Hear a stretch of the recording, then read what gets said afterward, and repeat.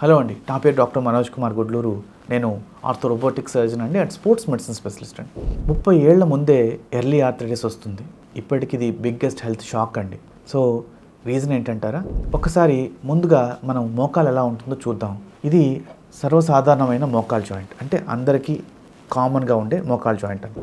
ఇది మనం నడిచేటప్పుడు ఇలా, కూర్చున్నప్పుడు ఇంత మూమెంట్ అండ్ ఇండియన్ టాయిలెట్స్లో కూర్చున్నప్పుడు ఇంత ప్రెషర్తో మనం కూర్చోవాల్సి వస్తుందండి. ఇది మోకాలు పనిచేసే విధానం యూజువల్గా. సో పరిగెత్తినప్పుడు అయితే దీని మీద ఎక్కువగా ఇంపాక్ట్స్ అవుతూ పరిగెత్తాల్సి వస్తుంటుంది. ఈ లైఫ్ స్టైల్లో మనం ఒకే చోట ఎక్కువసేపు ఇలా కూర్చోవటం వల్ల కానీ, నిలబడటం వల్ల కానీ, ఇక్కడ లోపల ఉన్న సైనోవియల్ ఫ్లూయిడ్ అనేది ఒక చోట ఉండిపోవడం జరుగుతుంది. మూమెంట్ అనేది జరగక సైనోవియల్ ఫ్లూయిడ్ అనేది కంప్లీట్గా లోపలికి వెళ్లకుండా ఉండడం జరుగుతుంది. అంటే ఎర్లీ ఆర్థరైటిస్ వచ్చేదానికి reason lifestyle imbalance and movement తక్కువగా ఉండటం, ఈ జంక్ ఫుడ్ ఎక్కువగా తినటం అండ్ ఒబెసిటీ కానీ, లాంగ్ సిట్టింగ్ అవర్స్ కానీ. సో ఇవి బాడీలో ఇన్ఫ్లమేషన్ని చాలా పెరిగేటట్టు చేస్తున్నాయి, జాయింట్ని ఫాస్ట్గా డ్యామేజ్ అయ్యేటట్టు చేస్తున్నాయి.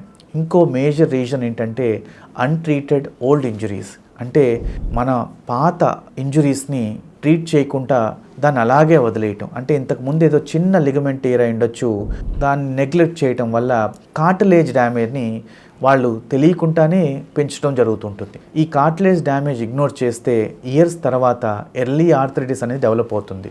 And stress and sleep problems కూడా జాయింట్ ఇన్ఫ్లమేషన్ పెరిగి చాలా వరకు వస్తున్నాయండి. ఎర్లీ ఆర్థరైటిస్ని ఇప్పుడు స్లో చేయొచ్చండి. ఎలా అంటే, మీరు వెయిట్ కంట్రోల్లో ఉన్నారా, యాంటీ ఇన్ఫ్లమేటరీ ఫుడ్ అంటే ఇన్ఫ్లమేషన్ తగ్గించే ఫుడ్ని తీసుకోవటం అనేది చాలా ఇంపార్టెంట్ అండి. రెగ్యులర్ ఎక్సర్సైజెస్ కావచ్చు, ప్రాపర్ ట్రీట్మెంట్ ప్రోటోకాల్స్ కావచ్చు. అండ్ ఇది ఫ్యూచర్ ఆఫ్ ఆర్థోపెడిక్స్లో ఎర్లీ జాయింట్ కేర్పై ఎక్కువ ఫోకస్ అనేది మేము చూపించడం జరుగుతుంది. యంగ్స్టర్స్లో కూడా జాయింట్స్ని హార్ట్ అండ్ బ్రెయిన్ లాగా కేర్ తీసుకోవాల్సిన అవసరం ఫ్యూచర్లో చాలా ఉందండి. నమస్తే.